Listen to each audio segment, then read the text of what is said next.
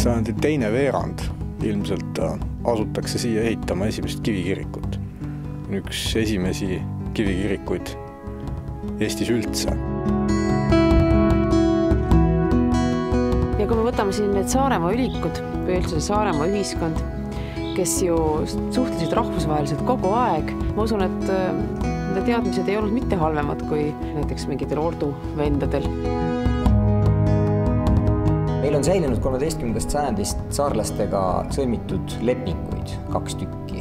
1241. aasta leping näeb ette seda, et Voogd külastab korra aastas saarlasi ja mõistab kohut ja kogub makse. Ehk siis kogu ülejäänud elu pidi käima endiselt üsna saarlaste oma äranägemise järgi.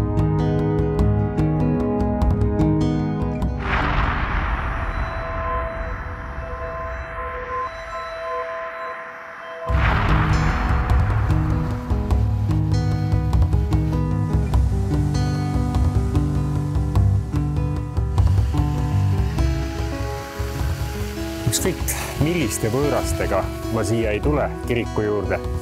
Esimene asi, mida nad ilmtingimata ja alati ütlevad, et suur. Ja pöide on tõesti suur. Ta on suur ükskõik, näiteks maastikul, kui me talle läheneme nendel madalatel maadel ja madalate majade taustal. Ta on suur oma füüsilistelt mõõtmetel. See kiriku pikkus üle 53 meetri ja laius rohkem kui 13 meetrit. Sellel ei ole õieti meie keskaegses kirikuarhitektuuris midagi vastu panna, kui me räägime ühelöölistest kirikutest.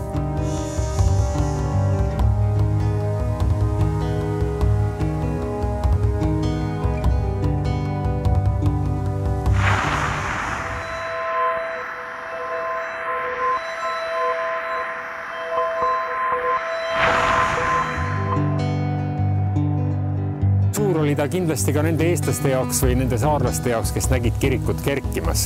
Mõistagi, milliste hoonetega nad harjunud olid selleks ajaks ja võib ette kujutada, kui suureks nende silmad läksid, kui kirik üha paisus ja paisus. Või mis tunne neid haaras, kui nad kirikusse sisse astusid, vaatasid neid kõrgeid võlve, mille tipud ulatuvad ka seal ligi 13 meetrini.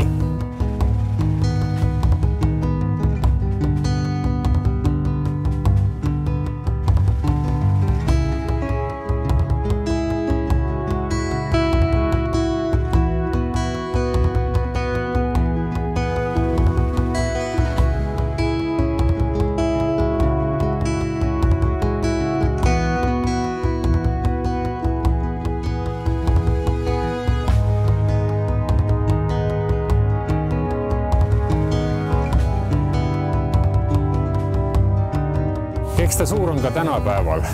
Ta on nii suur, et ta ei mahu õieti nende inimeste peadesse, kes selle kiriku eest hoolt peaksid kandma.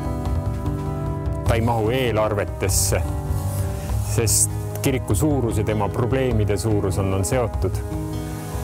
Ja ega see kirik väiksemaks ei jää, et ta on visa, peab võimsalt vastu. Pigem isegi võib öelda, et ta muutub suuremaks.